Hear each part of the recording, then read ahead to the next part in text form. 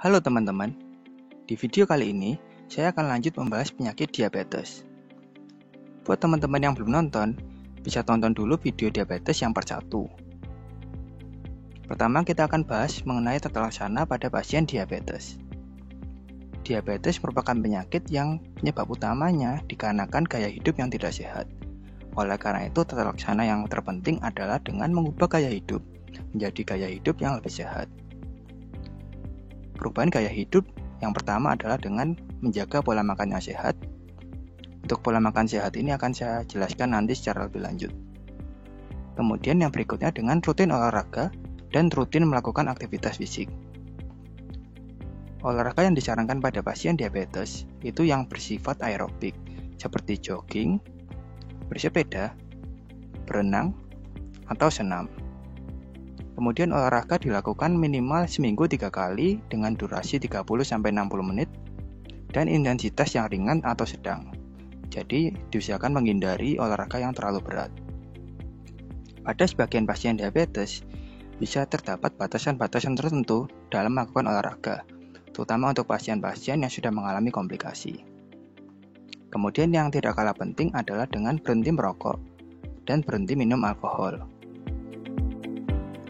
Selain melakukan perubahan gaya hidup, pasien diabetes juga perlu untuk rutin kontrol dan rutin minum obat. Obat-obat diabetes ini ada yang obat minum atau obat suntik, dan pengobatan-pengobatannya dapat berbeda pada tiap-tiap orang. Perlu kita perhatikan bahwa untuk pengobatan diabetes umumnya adalah bersifat seumur hidup, karena diabetes itu penyakit yang tidak dapat disembuhkan, tapi hanya dapat dikontrol. Pengobatan diabetes penting untuk dilakukan secara rutin dan disiplin, agar tidak terjadi komplikasi-komplikasi. Berikutnya saya akan bahas mengenai pola makan yang baik pada pasien diabetes. Pada diabetes, kita tidak hanya terfokus untuk mengontrol kadar glukosa darah saja, tapi penting juga untuk mengontrol tekanan darah, serta kadar lemak darah. Oleh karena itu, pola makan pada pasien diabetes jangan hanya membatasi konsumsi karbohidrat atau gula saja, tapi kita harus perhatikan pola makannya secara menyeluruh, yaitu dengan pola makan yang bergizi, rendah lemak, serta rendah kalori. Untuk makanan pokok, yang perlu dibatasi adalah yang tinggi karbohidrat, seperti nasi, sereal, dan segala yang berbahan dasar tepung. Contohnya adalah roti putih atau mie. Hal ini dikarenakan tepung itu merupakan jenis karbohidrat. Jadi segala makan yang berbahan dasar tepung itu sebenarnya tinggi karbohidrat. Sumber karbohidrat yang lebih disarankan merupakan yang berjenis karbohidrat kompleks. Contohnya adalah nasi merah, ubi jalar, oat, atau roti gandum. Karbohidrat kompleks ini baik untuk pasien-pasien diabetes karena indeks glikemiknya rendah, serta tidak cepat dicerna oleh tubuh, sehingga dapat merasa kenyang lebih lama. Yang penting juga untuk diperhatikan bahwa pasien-pasien diabetes tidak boleh terlalu ketat dalam membatasi konsumsi karbohidrat. Misalnya sampai tidak konsumsi karbohidrat sama sekali, seperti itu. Nah, hal ini karena kan tubuh kita itu memang pasti membutuhkan karbohidrat sebagai sumber energi. Jadi kalau misalnya terlalu ketat membatasi konsumsi karbohidrat, bisa menimbulkan efek samping hipoglikemi.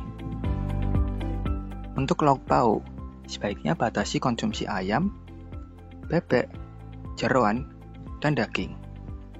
Lalu juga perlu dibatasi makanan-makanan yang diolah dengan digoreng.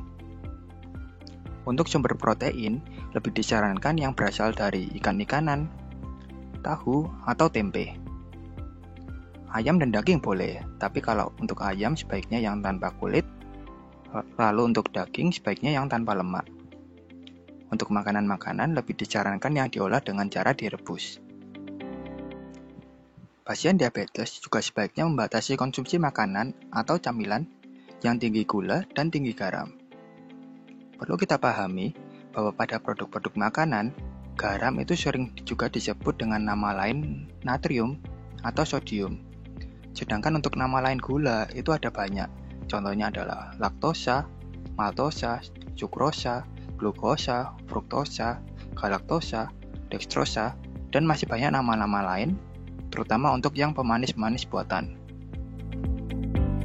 Pasien-pasien diabetes disarankan untuk makan buah dan sayur yang banyak, terutama untuk tomat, brokoli, dan bayam.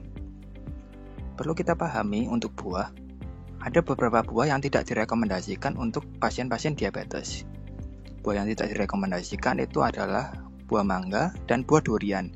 Hal ini dikarenakan kedua buah ini memiliki gula yang sangat tinggi. Untuk minuman, pasien diabetes disarankan mengurangi minuman yang manis, termasuk minuman kemasan, dikarenakan minuman kemasan itu biasanya kandungan gulanya sangat tinggi. Untuk minuman yang disarankan lebih baik mengonsumsi air mineral, boleh juga teh atau kopi, tapi yang tanpa gula. Berikutnya adalah komplikasi diabetes. Komplikasi diabetes dibagi menjadi dua kelompok, yaitu komplikasi jangka pendek dan komplikasi jangka panjang. Komplikasi jangka pendek berarti bahwa komplikasi ini dapat timbul secara tiba-tiba atau mendadak, sehingga dapat menimbulkan kegawatan. Komplikasi jangka pendek ini disebabkan karena adanya peningkatan atau penurunan kadar glukosa darah secara drastis. Komplikasi jangka pendek yang pertama adalah hipoglikemia, yang berarti kadar glukosa darah menjadi terlalu rendah. Mungkin teman-teman ada yang bertanya, pada diabetes itu kan kadar glukosa darahnya terlalu tinggi. Kenapa kok komplikasinya malah bisa glukosa darah rendah? Untuk menjawab itu, mari kita pahami beberapa kondisi yang bisa menurunkan glukosa darah. Kondisi yang pertama adalah kurangnya asupan makanan, misalnya telat makan, sedikit makan, atau bahkan tidak makan sama sekali. Olahraga, terutama olahraga yang berat, minum alkohol, serta penggunaan obat-obat diabetes.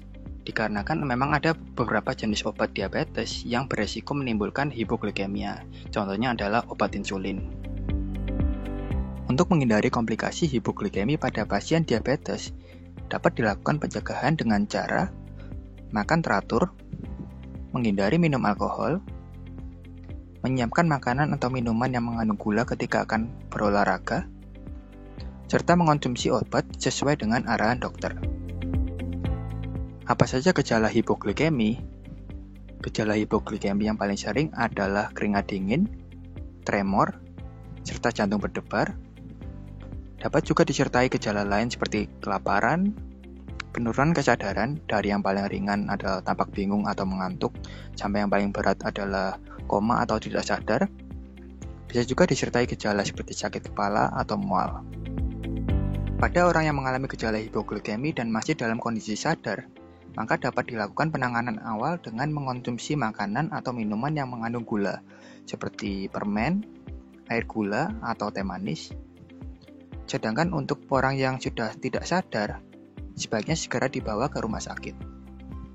Komplikasi jangka pendek berikutnya adalah krisis hiperglikemia, yang berarti kondisi ketika kadar glukosa darah itu meningkat secara drastis sehingga menimbulkan gejala-gejala. Kondisi ini lebih beresiko terjadi pada pasien-pasien dengan diabetes yang tidak terkontrol. Misalnya, pasien diabetes yang makannya masih tidak diatur, makannya masih sembarangan, serta tidak rutin minum obat. Gejalanya antara lain penurunan kesadaran, bahkan bisa sampai koma, kejang, rasa haus yang berat, sesak nafas, dan lemah.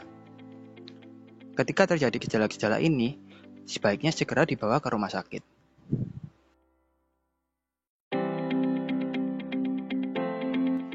Berikutnya adalah komplikasi jangka panjang.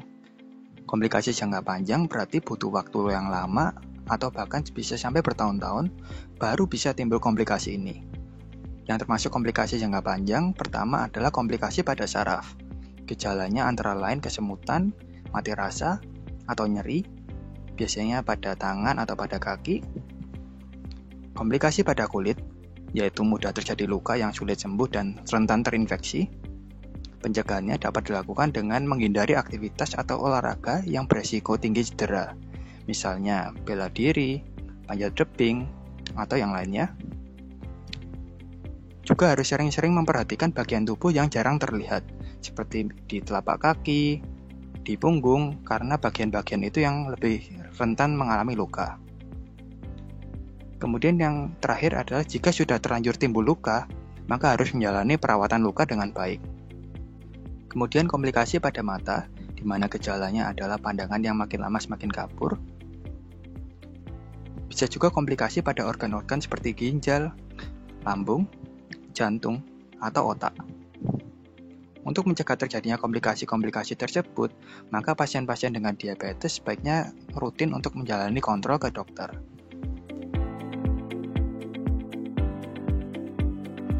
Pada orang yang masih sehat atau pada mereka yang memiliki faktor resiko diabetes, maka sebaiknya dilakukan pencegahan agar tidak sampai timbul diabetes.